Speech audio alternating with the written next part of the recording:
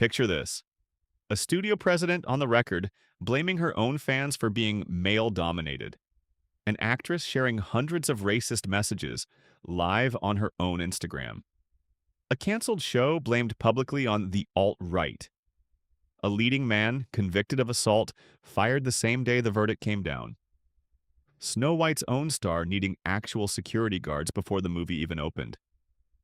That's not five separate scandals. That's one company, one decade.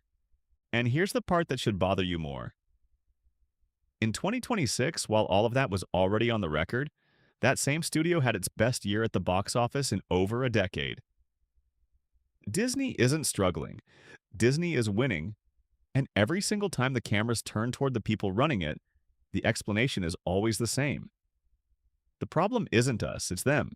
And the number that explains how a company can be winning this big while it quietly burned through $12.9 billion behind the scenes, that's something I need you to stick around for. Because this isn't a story about toxic fans or cancel culture, or whatever the headlines are calling it this week. It's a story about a company that keeps pointing outward, while its own court records, its own SEC filings, and its own executives, on the record, say something completely different. Here's where we're going. We start with the $15 billion shopping spree that built the modern version of this company. We go inside the boardroom that fired a CEO. Then we go scandal by scandal through the last decade. The lawsuits, the harassment, the canceled shows, the actors thrown under the bus, with the receipts for every one of them. And we end with a number Disney would really rather you didn't add up. If that's the kind of story you're here for, the receipts, not the rumors, hit subscribe now, because we've got a lot of ground to cover. To understand how we got here, you have to go back to October 2012, when Disney paid $4.05 billion for Lucasfilm, and by Disney's own account, recouped that entire investment within about 6 years. Box office analyst Paul Dergrabedian called it one of the smartest acquisitions in history. He wasn't wrong. By the back half of the 2000s, the math was staggering. Marvel had grossed roughly $17 billion across 20 films. Pixar, $13.2 billion across 13. The Disney-era Star Wars films alone had pulled in more than $4.8 billion. This was a company that had bought its way into a golden age. And for a few years, nobody could argue with the results. And what makes this unusual is not that Disney took a big swing. It's what came right after the swing landed. On April 11th, 2019, on the Burbank lot, Bob Iger stood in front of investors and unveiled the company's full pivot into streaming. "We need to be all in," he told them. "We are really committed to this." It wasn't a cautious test. It was the entire company, rebuilt around a single subscription platform. And every studio under that roof was about to be reorganized to feed it. That decision will matter a great deal later. Remember it. It's about to cost a CEO his job. So here's the contradiction, in numbers. In 2026, Disney became the first studio of the year to cross $3 billion worldwide. That same year, The Mandalorian and Grogu opened to about $82 million domestic, the lowest opening in Disney-era Star Wars history. By late June, its worldwide total sat around $330 million against a $165 million budget, with a reported break-even north of $500 million. The studio having its best year ever also just had its worst Star Wars opening ever. Same year, same company. How about that? And that whiplash didn't come out of nowhere. Look at the line underneath it. In fiscal 2019, Disney's streaming business lost $1.8 billion. The next year, $2.8 billion. The year after that, it actually improved, down to $1.7 billion. Then it got worse again, $4 billion in fiscal 2022. 5 years of a company telling investors the losses would narrow while the chart kept going the other direction. Remember that decision from 2019? Here's where it caught up. On November 8th, 2022, Disney reported a $1.47 billion quarterly streaming loss, more than double the year before. 12 days later, Disney's own SEC filing announced Bob Chapek was out, and Bob Iger was back in the building. Iger's fix was 7,000 jobs cut and $5.5 billion in savings. 16 months after that, activist investor Nelson Peltz, sitting on a $3.6 billion stake, tried to take over the board and lost badly. Iger held the room with 94% of the vote. Then there's the part of the story that isn't about spreadsheets at all. In May 2022, after Obi-Wan Kenobi premiered, actress Moses Ingram shared hundreds of racist messages she'd received directly on her own Instagram. The official Star Wars account responded publicly. If anyone intends to make her feel in any way unwelcome, we have only one thing to say. We resist. Ewan McGregor recorded his own video in her defense. It was the right response. But Ingram later said the studio had warned her in advance that this likely will happen.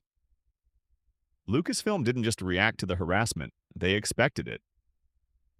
2 years later, it happened again. Different show, same pattern.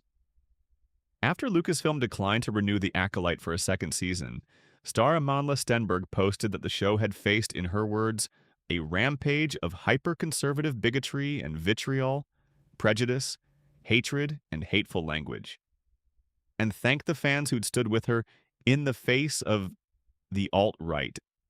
The show had opened strong, 4.8 million views on day one, the biggest Disney Plus premiere of the year. But Disney's own co-chairman, Alan Bergman, later gave the real reason it wasn't coming back, and it wasn't the alt-right. It was the budget. It wasn't where we needed it to be, he told Vulture, given the cost structure of that title. 2 explanations for the same cancellation. Only one of them shows up in the accounting. Wow, and then there's Snow White, which somehow became 3 controversies wearing one movie. In January 2022, Peter Dinklage went on Marc Maron's podcast and called the source material backward. Dwarfs living in a cave together. Disney responded the next day in an unusually direct statement, saying it was consulting with the dwarfism community to avoid reinforcing old stereotypes. Then star Rachel Zegler described the original film's love story plainly. A guy who literally stalks her. Weird. Then after Zegler posted in support of Palestine in August 2024, death threats against her co-star Gal Gadot spiked so sharply that Disney paid for additional security and hired a consultant just to vet Zegler's social media. The film opened in March 2025 to roughly $205.7 million worldwide, against a $270 million budget. A real loss projected at more than $115 million. Not the lowest rated ever, some channels claimed. Worse in a quieter way. A movie that needed security guards before it needed reviews. Snow White wasn't the first Disney remake to turn into a referendum on something bigger than the film itself. In 2018, after The Last Jedi, Kelly Marie Tran, the first woman of color in a lead Star Wars role, was harassed off social media entirely. She came back, in her own words, in a New York Times op-ed.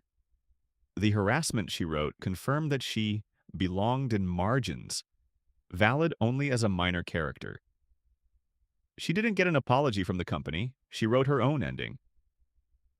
In 2019, Mulan star Liu Yifei posted support for the Hong Kong police during the city's pro-democracy protests to her 65 million followers. Hashtag Boycott Mulan trended worldwide within days. Disney said nothing publicly. In 2023, Halle Bailey's casting as Ariel drew a racist backlash before the film even opened. Hashtag Not My Ariel, a review-bombed trailer. The movie still made $569.6 million worldwide. The backlash was loud. It just wasn't load-bearing. In December 2023, Jonathan Majors, then cast as the next decade's central Marvel villain, was convicted of assault. The studio fired him the same day. An entire Avengers film had to be rebuilt around someone else. Brie Larson's most quoted line, that she doesn't need a 40-year-old white dude to tell her what didn't work about a film she made, gets repeated constantly as proof she resents her own audience. She was talking about who gets to review films for a living, not who buys the ticket. She clarified it herself later. What I'm looking for is to bring more seats up to the table. No one is getting their chair taken away. That clarification almost never makes the clip. And Lightyear lost Pixar $106 million dollars after a same-sex kiss got it banned in 14 countries, a scene the director said was never meant to be a brouhaha. It just was one. Before we get to the verdict, it's worth acknowledging what's still true. Disney's streaming business turned profitable in the third quarter of fiscal 2024, a full quarter ahead of its own guidance, and posted $321 million dollars in operating income in the fourth quarter alone.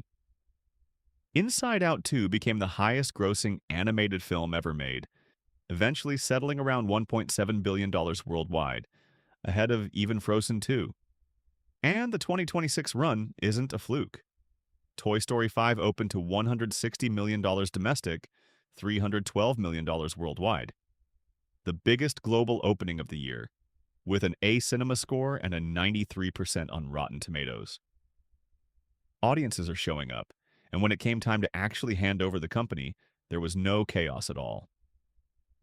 In February 2026, the board named Josh D'Amaro the next CEO, with Dana Walden stepping up alongside him and Bob Iger staying on as senior advisor through the end of the year. After everything in the last decade, the lawsuits, the harassment, the losses, the handoff of power itself went smoothly. That matters too. So here's the number I promised you. Between 2019 and 2023, Disney's streaming business burned through roughly $12.9 billion, 5 straight years in the red. Then, in fiscal 2024, it flipped to a $134 million profit. Disney didn't lose this fight. It just took 5 years, $12.9 billion, and one fired CEO to win it. And here's the pattern underneath all of it. The one that connects a fired CEO to a fired actor, to a canceled show, to a movie that needed security guards before it needed reviews. Every single time, Disney had 2 stories it could tell. The one it told the cameras: toxic fans, a male-dominated fan base, the alt-right, and the one buried in its own SEC filings, its own court records, its own executives' private admissions. Kennedy blamed the fans. Bergman blamed the budget. Iger blamed a lack of on-set supervision. Different department, different year, same instinct. Look outward first. That instinct isn't free, and it isn't only Disney's problem. It's what happens anytime you hand your loyalty to something that needs that loyalty more than it needs your honest opinion of it. The next time a Disney movie underperforms, or a beloved actor gets dropped, or a fandom gets blamed for being too online, ask which version of the story comes with a filing attached, and which one is just easier to say into a microphone. Disney didn't lose its critics. It just stopped needing to listen to them. If this was worth your time, hit like and subscribe for the next one, because this company is not done giving us material.